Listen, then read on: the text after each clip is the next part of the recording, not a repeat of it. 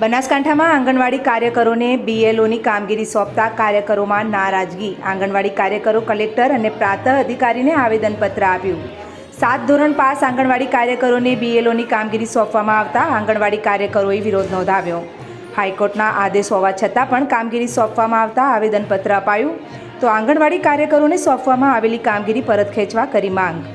Okay, અમે આંગણવાડી કાર્યકરો અમારી સાહેબને એ રજૂઆત છે કે અમારે આંગણવાડી પ્રોજેક્ટને લગતી ઘણું બધું કામ હોય અને એના સિવાયની અધર બીએલઓની કામગીરી અમને સોંપવામાં આવી તો અમારા જે 75 ઓર્ડર છે એમાં ઘણી બધી બહેનો એવી છે કે એમને મોબાઈલ ફાવતા નહીં, બરાબર, અને આ કામ એ મોબાઈલમાં કરવું પડે એટલે એ કામ કરી શકતા નહીં અને એમાં 7 ભણેલા જ છે, અમુક તો 7-8 ભણેલા એમને બી આ કામગીરીમાં સામેલ કરવામાં આવે તો અમારા સાહેબને નમ્ર રજૂઆત કે આ બીએલઓની કામગીરીમાંથી જે શિક્ષકો જોડે છે એ એમને સોંપવામાં આવે અને અમને અમારા પ્રોજેક્ટને લગતું જ કામ આપવામાં આવે। શું નામ તમારું? ભાવના। શું રજૂઆત કરવા આવ્યા છો?